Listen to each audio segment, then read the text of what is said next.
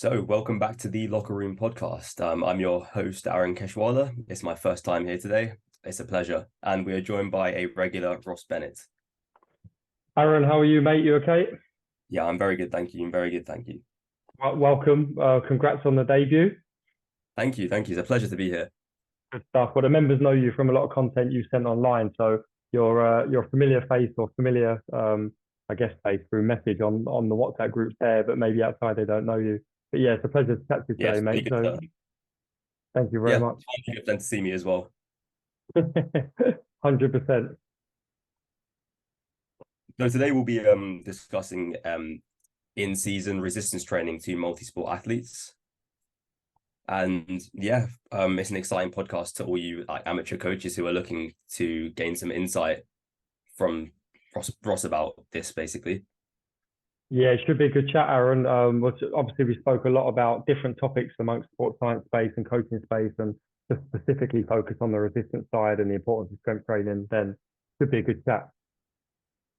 Yeah, perfect. So we can start by maybe addressing questions on like what coaches may be looking at. So why is in-season resistance training crucial for like multi-sport athletes and maybe the benefits and science behind it? Yeah, I think it's a good start. I think first of all, there's a lot of like common misconceptions around like resistance training and like negative associations with like strength training amongst like lots of different coaches and some athletes actually, like historically working in football and obviously the GAA and different athletes and teams.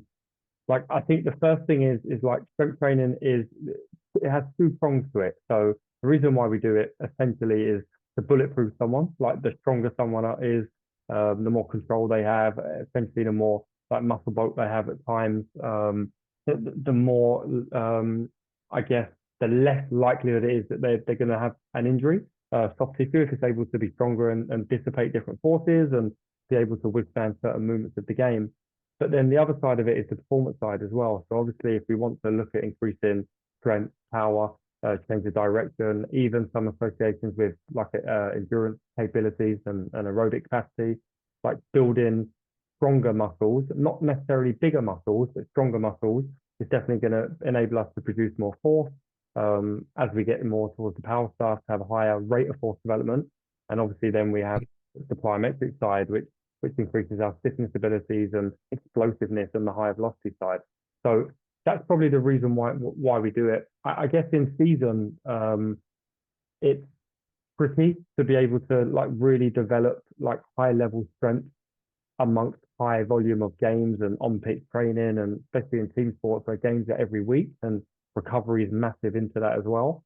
But it is really important to keep pushing the needle forward because the preseason in my world in soccer or football is only 6 weeks short, where the development time to get really strong is limited amongst trying to get them really fit and able to perform on the first day of the season. And it's similar in the Gaelic as well. Maybe they have 2.5 months of club. So that time alone is not going to be able to maximize the strength and power qualities that we want within our athletes. So it's important that we continually develop that. But it's important we do that like with a good balance. And I always talk about minimal dose. So giving them the minimal amount of dosage they can to adapt, that's not going to have a massive impact on their pitch loading and game load going into the weekend. So I'm sure we'll talk about a few factors around that, but essentially that's kind of in a nutshell what resistance training looks like to me. Of course, yeah, we'll touch on that later in terms of getting into designing a resistance training program and how that looked like in your eyes and a couple of different options around that. Onto like the importance of assessing players and potentially evaluating their strengths and weaknesses, both as a team and individuals. Like, how could you basically shape a resistance program, and where do you start off from? How do you find the best exercises to start off with during training? Yeah, very good question. And I think it comes down to like a resources and what like testing equipment you have available. Like I'm very fortunate in my day job to have like very good diagnostic tools in terms of force plates, Nord boards, force frames, and stuff like that, where you can really start looking at like peak force, rate of force development at very specific joint angles. Um, Essentially, though, like the majority of people working, especially with GA club scene, you're probably going to have some sort of jump mat, some sort of opto jump, some sort of screening tool that you can look at in terms of movement competency. So the main movement that you would look at from a movement perspective before we even talk about like real load is can they squat, can they lunge, can they hinge, can they control single leg, have they got good eccentric like landing control, these sort of double leg, single leg, have they got good plyometric ability when they jump, all things that you can assess without like lots of equipment. Then if you have some jump like based equipment in terms of opti jump, you can assess like concentric based jump performance, eccentric based jump performance with a reactive strength index, the difference between a squat jump and counter movement jump, which gives us some indication of how they utilize their straight shortness cycle, some discrepancies between left and right on a single leg jump. So already you've got some quite nice like programming diagnostics on what comes out, whether they need concentric peak force, whether they need more power and explosive work, whether they need like stretch shortness cycle work and stiffness, and whether they need to reduce like symmetry between limbs. So as long as you've got some sort of criteria, even if it's worst case scenario, a little bit subjective around how they perform, and I think that goes a long way as well. If somebody is lacks explosivity on the pitch, is someone what I call a type one like athlete in terms of very aerobic, but lacks power and speed, then predominantly they're probably going to need to work on like basic fundamental strength and power and go through that like process. But obviously, the more stuff you have available, the more details you can go into. And I think that's the key. You have your generic movements that you utilize to train those qualities, our extension patterns, our quarter squats, our full squats, our deadlifting patterns. You have your single leg type exercises. You've then got your bulletproofing type exercises around the structure. So hamstring conditioning, posterior chain, adductor and groin related stability and strengthening, calf work and like plantar flexion type conditioning and robustness. And you pick the tools available to what the player or the athlete can do competently, and then you put them depending on what they need, whether it's strength, power, rate of force development, stiffness. You then just apply different modalities around that. So I think as individuals you can go. We have many different movements we can pick, and it's based on so many different factors to what you program with that player.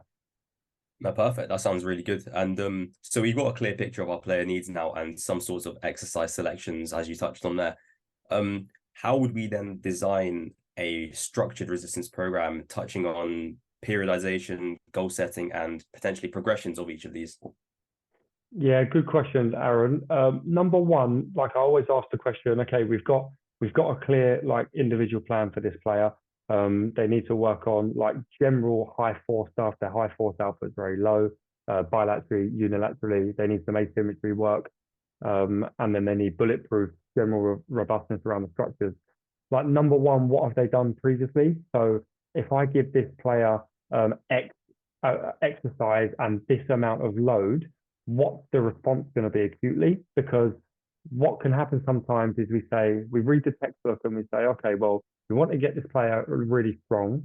We know that 3 to 5 reps is optimal at X amount percentage of 1 rep max. And we go in quite hard on this player. Even if we gradually expose it, we go in probably like a little bit over what that player is used to. The overload's a little bit too much. Then we get a negative pushback on how sore the player is within 3 days post. And it pushes the cycle back. And it also limits our ability to progressively overload later on. So for me, I've said before, minimal dose. If a player has no like resistance training history at all, and we want to increase peak force, yes, the textbook says 3 to 5 reps, but actually getting this player at a very, very low weight for 20 reps for 2 sets is going to be a progressive overload to the force they produced before. So I'm not saying 2 sets of 20 is ideal, but I think it's about what has the player done, what have they tolerated, and let's make sure we have adequate progressions in terms of intensity of load, and adequate progressions in terms of like the repetitions that we're going to manipulate to be able to get some structural overload. Then the exercise selection comes down to, what's their movement competency like? And, can they squat effectively? Do we need them to squat deep? If we're looking at like real peak force, can we just get them in quarter squat positions? We can challenge posterior chain with like hip extension and some posterior chain RDLs and hamstring conditioning. And then how do we challenge that on a single leg basis? And then are we challenging things in different planes? Are we replicating the sport? Are we looking at frontal plane? And that's where the bulletproofing stuff comes around, like general hip conditioning, general posterior chain, general calf, gastroc type work. Of course, yeah, that sounds really good. So there's a lot of different aspects to the training side of it, but training is only part of the equation. As you touched on, nutrition and recovery are equally as vital in this. So can we discuss a bit about like dietary strategies and recovery techniques that can support players like strength gains and overall like well-being? Yeah, of course. I mean, like I think number one is that most athletes and players, whether it's full time, part time, and doing it on top of work, I would say are under fueling. I think as a general rule, I think that the type of food that we're eating for general energy, and I'm really big, like physiologically on energy substrate and how we utilize carbohydrate and how we function in general. So I think number one is making sure we're having enough fuel to to utilize more energy inside the resistance room on top of the stuff they're doing on the pitch. Obviously, if we're looking at strength gains and especially if we're looking at hypertrophy in some individual cases, but the amount of protein intake is really important. The timing of that protein, and we talk about the golden hour post like resistance training in particular, and trying to maximize how much protein that player can take on average around 35 grams on average. But we're looking at like trying to get to 2 grams like a protein per body weight, kilogram body weight per day, really to maintain muscle bulk and recovery and ensure on top of our carbohydrate fueling strategy, as well as sufficient vitamins and minerals and hydration and stuff like that. So the basics go a long way, make sure you're hydrated, make sure you're fueling enough, make sure your protein intake's really high. Supplements can come in handy then if we haven't got that sort of stuff like accessible straight away. I'm quite big on food sources and making sure we have variety of different like protein, carbohydrate, and we really get like a variety throughout the day. But essentially, you have to get your macros and your micros in on a basic level. Of course, yeah, that seems really important. And so we've got all of the fundamentals, but how do we like implement this in? So how would you integrate the resistance training program into your weekly schedule, and potentially how would you monitor the players' progress effectively? Yeah, I think that with my day job, it's a lot easier. We have a fairly set schedule. We have a bit more time to play with. Ideally, with your heavier strength type program, you would like in a full-time job, you'd have like a day off the next day, or potentially a day off the next day. Some clubs do 4-day lead-ins into games, which wouldn't be the case. Um, or it would be definitely a lighter session on the pitch the next day to allow recovery. I think the most cardinal sin that you can't do, in my opinion, is like really overload like strength, like especially lower limb. It's talking about lower limb strength like qualities on one day, and then expect a real high extensive session where we want high speed on the pitch. I think that's an injury like waiting to happen. So normally your higher load days on the pitch are coupled with a strength session to allow the next day for recovery, whether that's on pitch technical work, no problem, depending on what your players are used to. I think if you take that model into the GA world, and their part-time like model of like I put something out there in terms of periodization to the WhatsApp group, and like from a pitch perspective, if we take like maximizing the week from a pitch perspective, and we got 2 training days, and a match day, like trying to get your hardest training day on a +3, I think is really important. So ensuring that they fully recovered from the game means that you can really push the players on a +3. That means then you might be able to, on a -3, the next day, put in a gym session separate to the pitch.